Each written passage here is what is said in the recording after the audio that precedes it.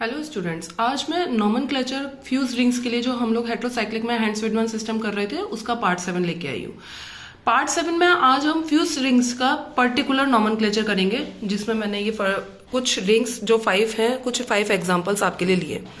Last class तक हम लोग ये पढ़ चुके थे कि इन सिस्टम्स का नेम किस तरीके से लिखेंगे। तो मैंने आपको वो पैटर्न बताया था कि सबसे पहले प्रीफिक्स आएगा, फिर एन एंड डैश। एन और एन डैश आपका क्या रहेगा, नंबर्स रहेगा 1 2 3 4 एंड सो ऑन, एंड आपके alphabets A B C D and then suffix. Prefix में आपकी अटैच रहेगी और सफिक्स में कौन रहेगा बच्चों, बेस रहेगा।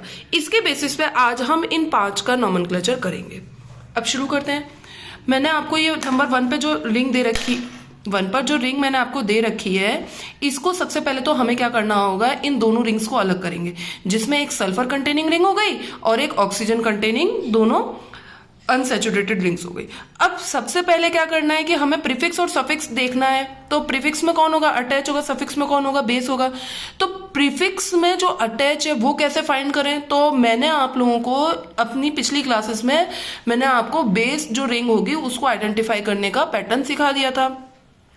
तो उस पैटर्न के अकॉर्डिंग जब हम चलते हैं तो एक आपका जो पैटर्न था, पैटर्न नंबर 8 नंबर का पैटर्न था, उस पे पहुंचे थे हम। तो वहां पर प्रायोरिटी था ऑर्डर।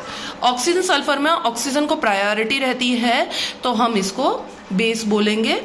और ये वाली आपकी कैसी हो गई बच्चों, अटैच हो गई। ध्यान दीजिएगा बच्चों, हम डायरेक्ट 8 नंबर की प्रायोरिटी पे नहीं पहुंचे हैं, स्टेप बाय स्टेप चले हैं कि वो रिंग जिसके पास हेट्रोएटम हो, फिर दोनों के पास ही हेट्रोएटम है, देन नाइट्रोजन कंटेनिंग, अगर नाइट्रोजन नहीं है तो उसके बेसिस पे चलते चलते हम 8th स्टेप पे पहुंचे हैं। तो उसके बेसिस पे मैंने फाइंड करा है कि ऑक्सीजन कंटेनिंग रिंग बेस होगी। अब बात आती है, हम सारी रिंग्स में अटैच और बेस फाइंड कर लेते हैं। अगर मैं यहां पर मैं बात करूं इस रिंग में, तो इस रिंग में अगर मैं बात करती हूं तो यहां पर आपकी ये बेस होगी और ये आपकी कौन सी होगी, अटैच होगी। अटैच को मैं ए से दिखा देती हूं, ठीक है। ये किसके बेसिस पे हमने फाइंड करा है, जो आपकी 6 नंबर का ऑर्डर था जिसमें मैक्सिमम हेट्रो एटम कंटेनिंग था अपना, उसके बेसिस पे। भाई अगर किसी के दिमाग में ये आ रहा हो कि कैसे कर रहे हैं, तो वापस से मैं एक बार फिर से आपको बता देती हूँ कि जो हम लोगों ने ऑर्डर लिखा था उसके ही बेसिस पे चल रहे हैं। जैसे सबसे पहले हमने गए तो हमारे पास रिंग के पास हेट्रो एटम होना चाहिए, दोनों के पास है। नाइट्रोजन कंटेनिंग, दोनों के पास नाइट्रोजन है। अगर नाइट्रोजन एब्सेंट है तो ऐसी तो वह कंडीशन आई नहीं 3rd नंबर की। 4th नंबर था ग्रेटर नंबर ऑफ रिंग्स, तो रिंग्स तो के पास तो दोनों के पास ही सिंगल रिंग है। लार्जर रिंग, दोनों ही 6 मेंबर रिंग है। फिर 6 था मैक्सिमम नंबर ऑफ हेट्रोएटम, इसके पास 2 हेट्रोएटम है, इसलिए ये अपनी बेस होगी। इस तरीके से हम 6 नंबर वाले पे पहुंचे थे। इसी तरीके से अगर मैं नेक्स्ट वाले पे चलती हूं, तो यहां अगर मैं बात करूं बच्चों, तो ये वाली रिंग आपकी जो है ये होगी बेस और ये वाली रिंग हो जाएगी आपकी अटैच। इसी तरीके से नेक्स्ट वाले पे चलते हैं, तो ये अगेन बेस और ये हो गई अटैच। मैं बेस को बी से और अटैच को ए से डिनोट कर रही हूं। यहां पर अगर ध्यान दो तो ये फ्यूज नाइट्रोजन एटम है। जब हम लोगों ने एक कॉमन हेट्रो एटम की बात करी थी, तब मैंने वहां पर कहा था कि कोई भी हेट्रो एटम अगर कॉमन है दोनों ही रिंग्स में, तब हम उसको दोनों ही रिंग में लेते हुए चलेंगे। यहां पर मैंने वही चीज करी है। अगर इस तरीके का कोई आता है तो यहां पर भी मैं उसी के अकॉर्डिंग बेस और अटैच ढूंढूंगी जो हम लोगों ने ऑर्डर करा था। तो यहाँ पर हम लोगों ने वैरायटी के बेसिस पे पहुंचे थे। 7th नंबर पे आपका ऑर्डर लिखाया था, मैंने वैरायटी का उसी के बेसिस पे मैंने फाइंड करा था कि ये तो आपका बेस रहेगा और ये अटैच रहेगा। अगर रही बात इन दोनों की कैसे देखिए, तो बच्चों यहाँ पर लोएस्ट लोकेंट के बेसिस पे हम लोगों ने देखा है। किसके बेसिस पे, लोएस्ट लोकेंट के बेसिस पे। लोएस्ट लोकेंट था आपका सीरीज नंबर 9 पर, है ना। लोएस्ट लोकेंट के बेसिस पे हमने इधर इसको बेस कहा है और इसको भी बेस कहा है। अब हम लोगों ने बेस और अटैच तो फाइंड कर लिए, तो इनके सबसे पहले नाम लिखते हैं। प्रीफिक्स की अगर मैं बात करूं तो नंबरिंग में आपको एन और एन डैश अभी बाद में सिखाऊंगी, ए बी सी डी भी बाद में सिखाऊंगी। पहले प्रीफिक्स और सफिक्स के नाम लिखते हैं। अटैच की जब मैंने नाम की बात करी थी तो वहां पर मैंने कुछ एक्सेप्शनल केसेस भी बताए थे। उसी तरीके से यहाँ ये सल्फर कंटेनिंग अगर रिंग है, थायोफीन नाम होता है, तो मैंने क्या कहा था, लास्ट में ई की जगह ओ हो जाएगा, पर उस एक्सेप्शनल केस में थायोफीन था। तो यहाँ वहां पर मैंने आप लोगों को बताया था कि सल्फर कंटेनिंग रिंग है, थायोफीन है, तो उसको थाईनो लिखेंगे, ठीक है। देन अगेन आपका आ जाएगा क्या, ब्रैकेट आ जाएगा, ब्रैकेट आ जाएगा और बेस का नाम। बेस कौन है भाई? ऑक्सीजन कंटेनिंग अनसैचुरेटेड रिंग है, इसका फ्यूरिन। कॉमन नेम लेंगे, है ना, ट्राइवियल कॉमन नेम्स जो मैंने आपको एक पूरी लिस्ट लिखाई थी उसमें इसका नाम बताया था, फ्यूरिन है, फ्यूरिन लेंगे। ब्रैकेट अभी खाली छोड़ते हैं, वो सीखेंगे अभी। अब उसको देखो, ब्रैकेट को सीखने की शुरुआत करते हैं। अटैच में ध्यान दीजिएगा बच्चों, अपन ने क्या करा है, एन डैश लिखा है, यहां मैंने अपन को नंबरिंग करनी है और ABCD वाला पैटर्न ABCD रहेगा।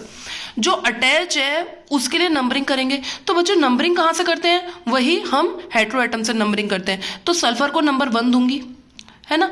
अब नंबर 2 मुझे उस तरफ जाना है जिधर से हमारी रिंग फ्यूज हो रखी है। बच्चों रिंग कहां से फ्यूज हो रखी है? ये वाली पोजीशन से फ्यूज हो रखी है।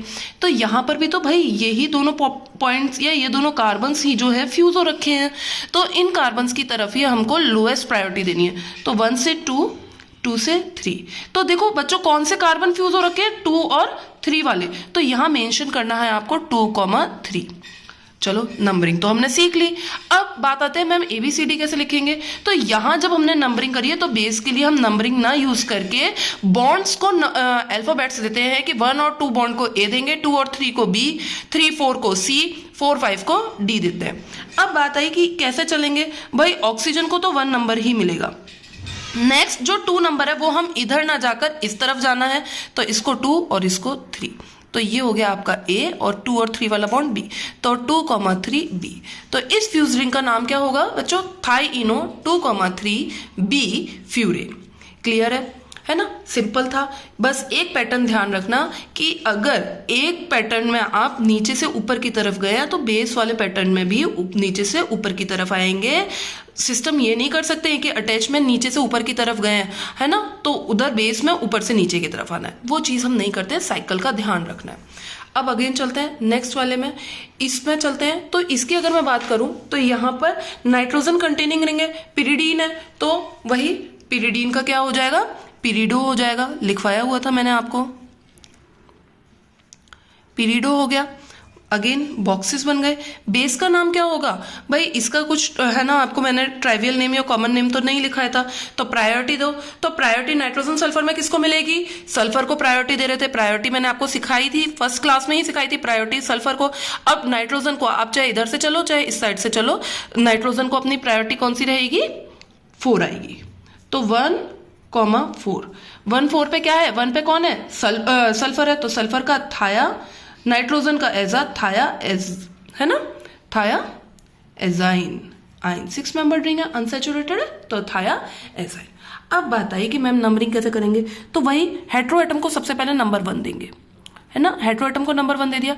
अब बच्चों अगर मैं नीचे की तरफ मूव करती हूँ तो ये 2 हो गया, ये 3 और ये 4, यानी कि जो मेरे फ्यूज्ड कार्बन है उनको कौन सा नंबर मिला? 3 4, है ना। अगर मैं ऊपर की तरफ से आऊं तो ये 1, यहां से ये 2, यहां से ये 3, ये 4 और ये 5।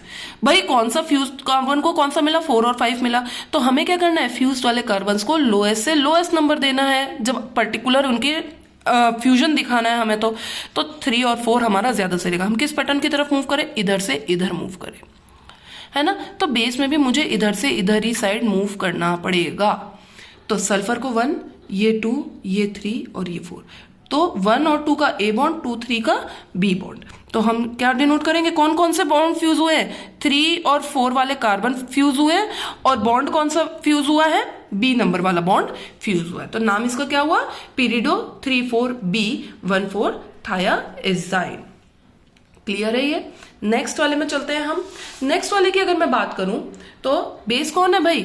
यहां पर आपके पास ये है, और अटैच कौन सा है? दोनों के पास 2 नाइट्रोजन एटम है, पर दोनों के नाम अलग अलग है। भाई अटैच वाला कौन है आपका? ये है। इसके लिए हम नाम क्या यूज करते हैं? पायराजीन। पायराजीन है तो पर ई अब हमारा हटेगा और क्या नाम आ जाएगा? पायराजीनो।